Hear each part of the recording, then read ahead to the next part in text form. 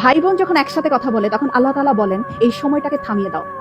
আমি খুব অবাক হয়েছিলাম এই হাদিসটা শুনে। আচ্ছা, ভাই বোন কথা বললে ফেরেশতাদেরকে আল্লাহ কেন সময় থামিয়ে দেওয়ার কথা বলল? পরে যখন ডিটেইল জানলাম তখন খুব কষ্ট লাগলো। ডিটেইলটা ঠিক এরকম ছিল। ভাই বোনের সাথে এই পৃথিবীর পরে আর কখনোই দেখা হবে না। হাসরের ময়দানে না, আখিরাতে না, কিয়ামতের পরে না, জান্নাতে না, জাহান্নামে না, কোথাও না।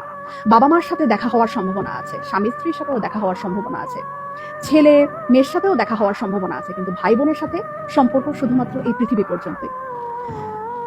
তখন এত খারাপ লাগলো ব্যাপারটা জেনে যে আমার যে বোন আছে অথবা আমার যে ভাই আছে তার সাথে আমার আর কখনোই দেখা হবে না এই পৃথিবীর পরে। মানে মরে যাওয়ার পরে তার সাথে আর আমার কখনোই কথা হবে না। এত ক্ষণস্থায়ী একটা সম্পর্ক আমাদের।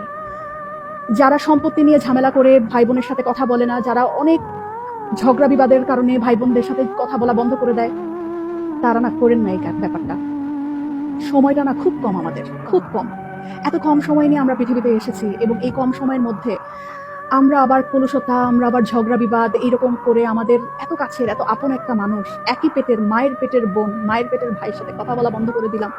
এই মানুষগুলোর সাথে তো আমাদের আর পৃথিবীর পরে দেখাও হবে না, কথা হবে না। কি দরকার মনে এত কষ্ট রেখে? ভুলে যাই না সব, ভুলে যাই। অল্প একটু সময়ের ব্যবধান, তারপরে সব নাই, শেষ।